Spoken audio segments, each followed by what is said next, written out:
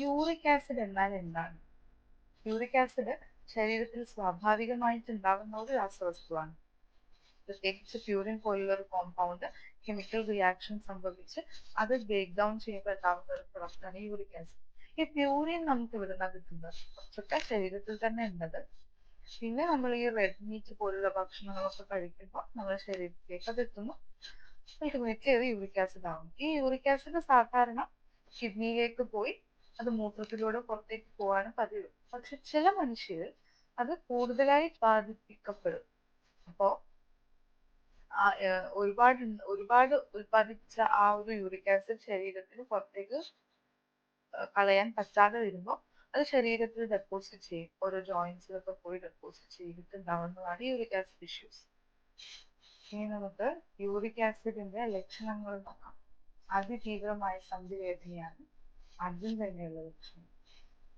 അതികഠിനമായിരിക്കും, പ്രത്യേകിച്ച് രാത്രികാലങ്ങളിൽ. അതേപോലെ സന്ധികളിൽ തൊടുമ്പോൾ ഒരു പ്രത്യേക ചൂട് നമുക്ക് തോന്നാം. പിന്നെ ഒരു റെഡ്നെസ്, ഒരു ചുവപ്പ് കളറും ഉണ്ടാവാം അധികം സന്ധികളിൽ. അതേപോലെ നമ്മളെ കാൽവിരലുകളൊക്കെ അമർത്തുമ്പോൾ ഭയങ്കര വേദനയായിരിക്കും. ഷോൾഡർ, എല്ലാ ജോയിന്റ്സിലും സന്ധികളിൽ വേദന ഉണ്ടാവാം. പിന്നെയുള്ളൊരു പ്രത്യേക കാര്യം എന്താണെന്ന് വെച്ച് കഴിഞ്ഞാൽ യൂറിക് ആസിഡ് കൂടുമ്പോൾ കിഡ്നി സ്റ്റോൺ വരാനുള്ള സാധ്യതയുണ്ട്. അതുകൊണ്ട് തന്നെ മൂത്രത്തിന് പ്രശ്നം ഉണ്ടാവാനും സാധ്യതയുണ്ട്. അതേപോലെ തന്നെ സന്ധികളിൽ ചെറുതായിട്ട് സ്വെല്ലിങ് ഉണ്ടാവാനുള്ള ചാൻസും ഉണ്ട്. പിന്നെ ഉള്ളൊരു കാര്യം എന്ന് വെച്ചാൽ ഏതൊരു അസുഖം വരുമ്പോഴും ഉള്ളതുപോലെ തന്നെ ഇതിലും ഉണ്ട്.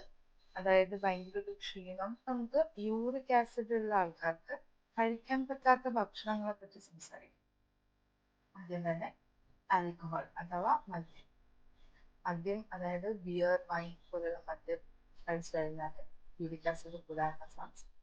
പിന്നെ മത്സ്യങ്ങളിൽ നോക്കുവാണെങ്കിൽ മത്തി, ചെമ്മീൻ, അതുപോലെ കക്കയിറച്ചി, പിന്നെ റെഡ് മീറ്റ് അതായത് മട്ടൺ, ബീഫ്, പോർക്ക് അതുപോലെയുള്ള മീറ്റുകൾ.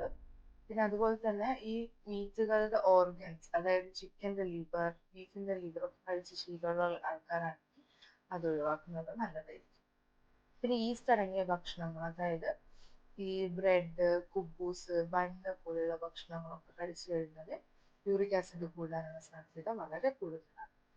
പിന്നെ പ്രത്യേകം ശ്രദ്ധിക്കേണ്ടത് പ്രോസസ്ഡ് ഫുഡ്, അതായത് സോഫ്റ്റ് ഡ്രിങ്ക്സ് പോലുള്ള പ്രോസസ്ഡ് ഫ്രൂട്ട്സ് ഒക്കെ കഴിക്കുമ്പോൾ, സോഫ്റ്റ് ഡ്രിങ്ക്സ് മാത്രമല്ല റെഡി ടു ഈറ്റ് ആയിട്ട് വരുന്ന പല ആഹാര പദാർത്ഥങ്ങളും കഴിക്കുമ്പോൾ ശ്രദ്ധിക്കണം. പിന്നെ അതുപോലെ തന്നെ ലക്ടോസ് കണ്ടന്റ് കൂടിയ സാധനങ്ങൾ, പിന്നെ ഉപ്പ് കൂടിയ വസ്തുക്കൾ, അതേപോലെ തന്നെ കോളിഫ്ലവർ, പരിപ്പ്, കടലകൾ, ഇതൊക്കെ കഴിക്കുമ്പോൾ യൂറിക് ആസിഡ് കൂടാനുള്ള സാധ്യത വളരെ